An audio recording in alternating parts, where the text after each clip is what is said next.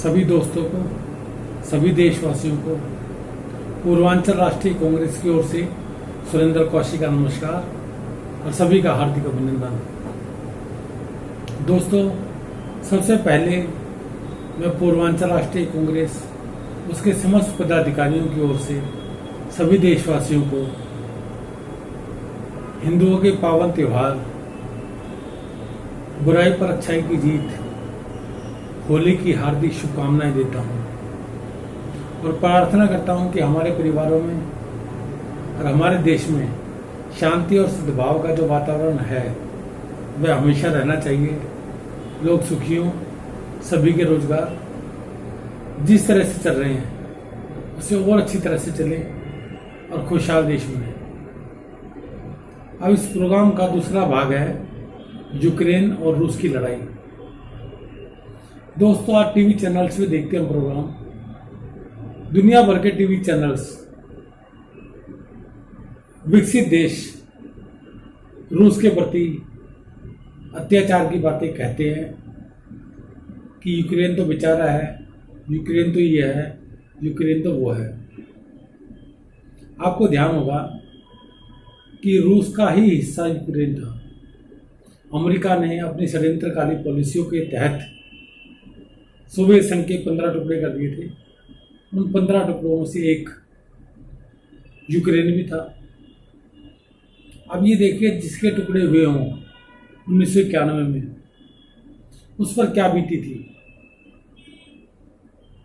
अगर वह अपना हिस्सा लेना चाहता है या वह चाहता है और देखता है कि अमेरिका जैसे देश गद्दारी करने पर उतरे हुए हैं और यूक्रेन को नाटो में शामिल करने की कोशिश कर रहे हैं और यूक्रेन का राष्ट्रपति भी गद्दारों के साथ मिलकर के रूस के साथ गद्दारी कर रहा है, तो उस स्थिति में रूस ने अगर उसकी गद्दारी को दंडित करने का कोशिश की है तो क्या वह गलत है?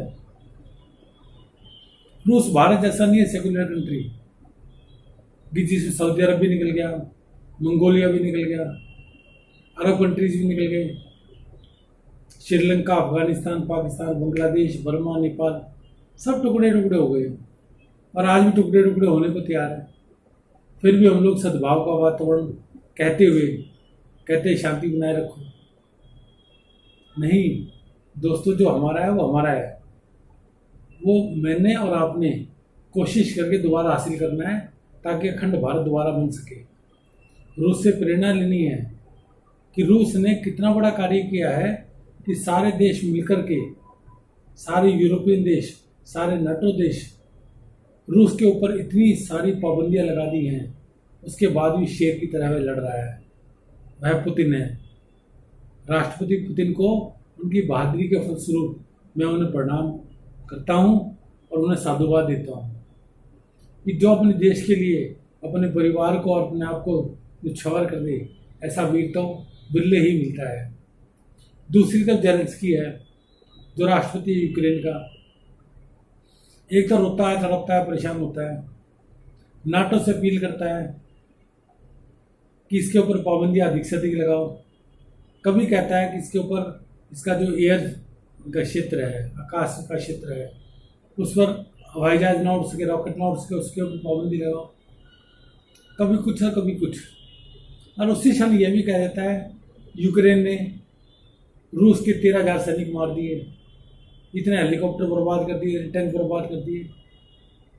जेलेंस्की से पूछना चाहता हूं कि जब इतना तुमने बर्बाद कर दिया रूस का, तो फिर यूरोपियन कंट्री के पास सहायता मांगने क्यों जाते हो भिखारी बनकर?